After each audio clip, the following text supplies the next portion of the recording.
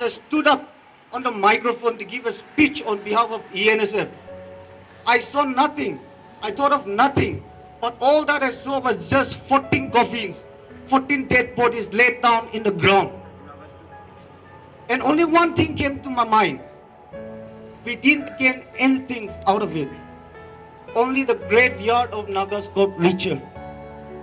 Now we will be listening a story at Ground Zero. What exactly happened in Oting from Chingmak Kumchukba Chang, President Eastern Naga Student Federation.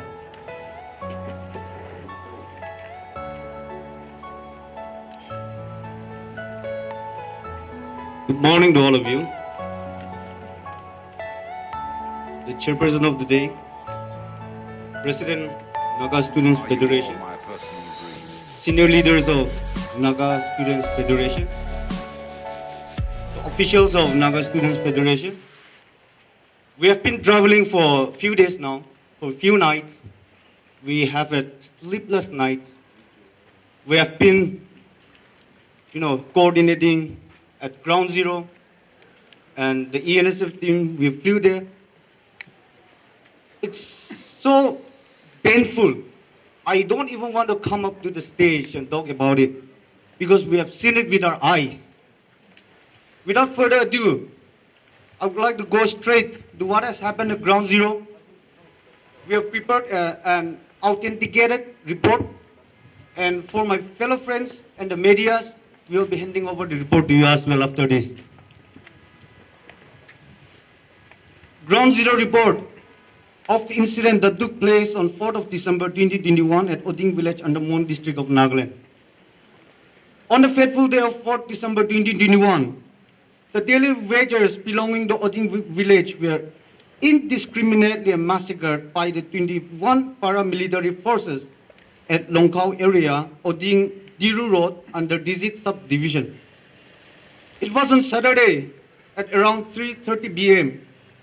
It so happened that the pickup van laden with 8 coal miners were returning from the mining site at Diru Valley, as the coming day was Sunday, which the Christian believers consider it as a day of worship.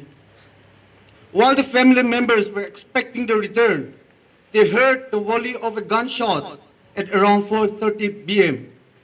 from the direction from which the vehicle they were expecting was to arrive. At first, the native villagers and family members of the victims thought that the Indian Army and the insurgent group were exchanging a fight with each other. However, they grew apprehensive and alarmed as the clock struck 7:30 and the Bolero pickup van they were expecting was not reaching the village at a usual timing. Therefore, they informed the district administration about it. As they could not wait any longer, at around 8 p.m., they set out for a search operation, only to come across the empty pickup van with the bullet mark pierced through the windshield exactly at the location of the driver's position and blood stained, covered with dust and mud on the floor of the vehicle. Consequently, they were then certain enough that something unfortunate took place that directly associated with their boys.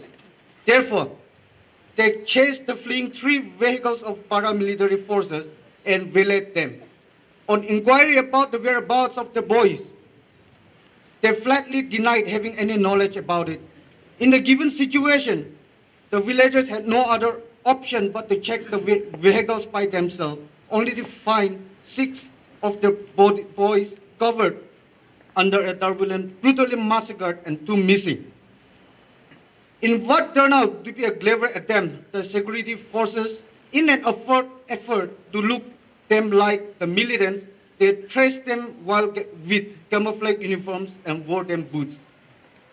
There began a hot altercation between the 2 parties, leading to the physical confrontation from both sides over the missing of the 2 boys, which were supposed to be together. In the process, the security forces started firing abruptly upon the villagers, leading to the death and injury of several others on the spot. At first, they were even told to leave the spot peacefully with an intention to avoid further aggravation of their impending situation, to which they did not pay any heed to them.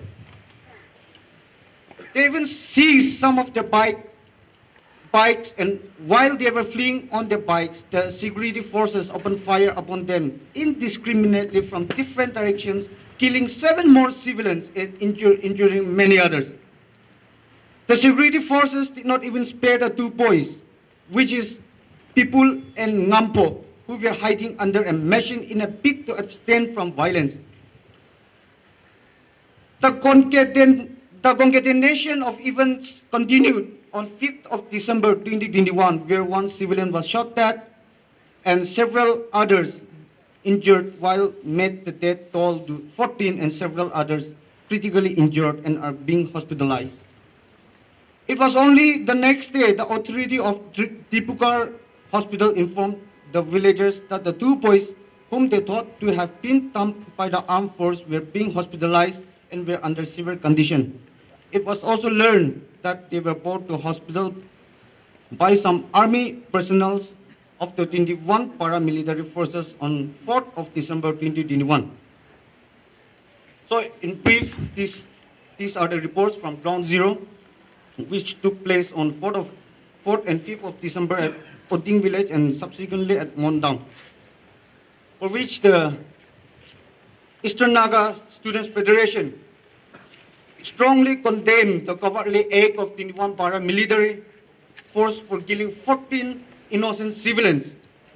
The incident seems to be complete failure of the intelligence source and well-calculated attempt on the innocent civilians, and incident cannot be termed as mistaken identity at all. Therefore, the Federation appealed the highest authority of the country for judicial inquiry to identify all military force or army personnel involved in the incident to be booked up to the highest rank and punished under applicable civil code, and action taken must be laid down in public domain so as to bring about justice to the lives of innocent Naga brothers killed by the security forces. This is the demand of ENSF. I stood up on the microphone to give a speech on behalf of ENSF. I saw nothing. I thought of nothing. But all that I saw was just 14 coffins, 14 dead bodies laid down in the ground. And only one thing came to my mind. We didn't get anything out of it. Only the graveyard of Nagas got richer. Why richer? Why is the graveyard of Naga getting richer every year? Ever since the imposition of this ASPA.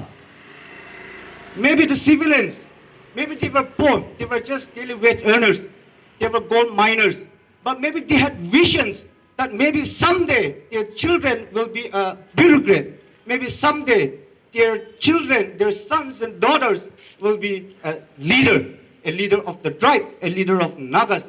Only the graveyard are getting richer and richer day after day. And what do we get? For those of us who are alive today, what do we get to do? We just get to count the bodies, the dead bodies. We are not a counting machine.